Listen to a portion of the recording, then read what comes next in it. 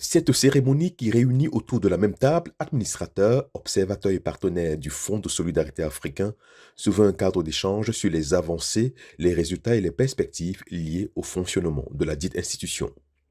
Le conseil d'administration du FSA se réunit en ces lieux pour traiter, comme cela est de coutume, de sujets importants concernant la vie du fonds. Les points à l'ordre du jour de la présente session, qui inclut le budget de l'exercice 2025, traduisent les ambitions du FSA telles qu'inscrites dans le plan de développement stratégique Horizon 2025, New Frontier. Je reste persuadé qu'à l'issue de vos débats, le Fonds de solidarité africain sera doté d'un budget en adéquation avec les objectifs que nous nous sommes fixés.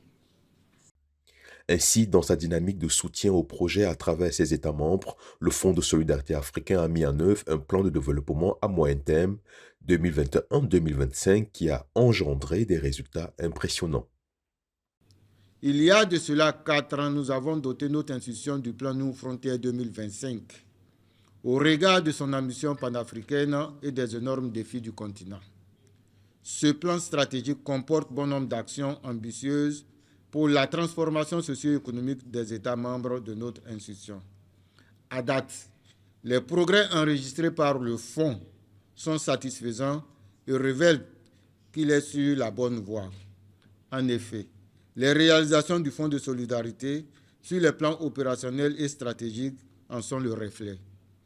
Au cours de cette année, notamment au 31 septembre 2024, le cumul des interventions du Fonds totalise un montant de 507 milliards de francs CFA, tous produits confondus. Ce niveau d'intervention a concerné plusieurs projets et ou opérations dans 16 des 23 États membres du Fonds. Ces approbations ont permis de mobiliser des financements à hauteur de 994 milliards de francs CFA dans nos États membres.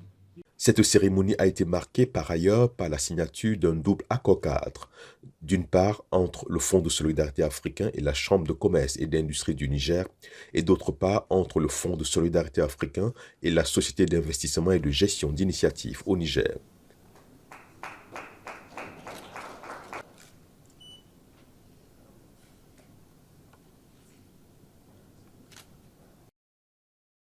Elle a été ensuite sanctionnée par une visite de la nouvelle salle de conférence du Fonds de solidarité africain qui porte le nom du défunt directeur général du fonds, Feu Amadou Abdoulaye Diallo.